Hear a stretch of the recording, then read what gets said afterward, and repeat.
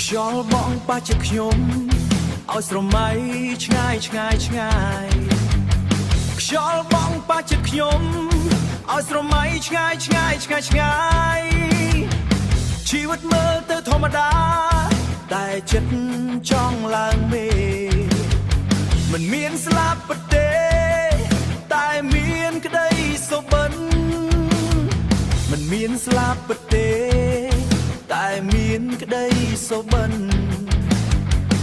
ដើរតាមពន្លឺភ្លឺមិនខ្លាចអ្វីទាំងអមនុស្សនិយាយថាខ្ញុំមិនអាចហោះបានតែចិត្តខ្ញុំមិនឈប់ស្រមៃ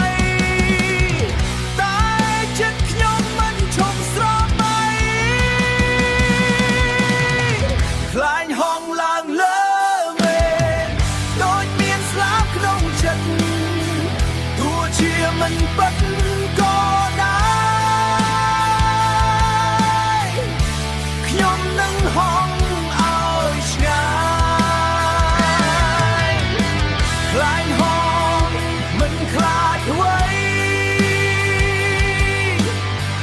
ទោះមានខ្យល់ព្យុះក៏ដែរខ្ញុំនឹងបន្តទៅមកដោយក្តីសង្ឃឹមក្នុងចិត្តមើលទៅផ្កាយលើមេចាំបាច់ឲ្យខ្ញុំដើរពន្លឺតូចតូចទាំងនោះប្រាប់ថាមិនត្រូវបោះបង់ពន្លឺតូចទាំងនោះប្រាប់ថាមិន